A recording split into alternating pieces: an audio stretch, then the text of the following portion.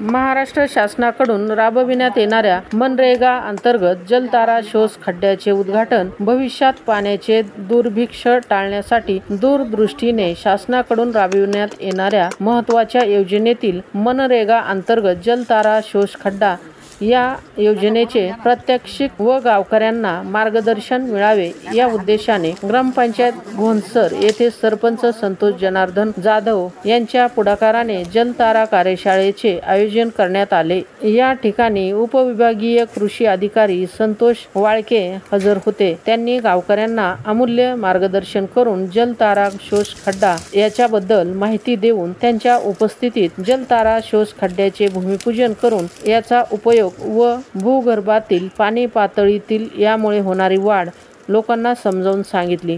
यावेळी गावातील पोलीस पाटील भागवत जाधव, जिल्हा परिषद सदस्य ओंकार सुरकुटे, ज्येष्ठ नागरिक ओंकार जाधव, समस्त गावकरी मंडळी उपस्थित होते। रिसोडमधून कैलास महाजन।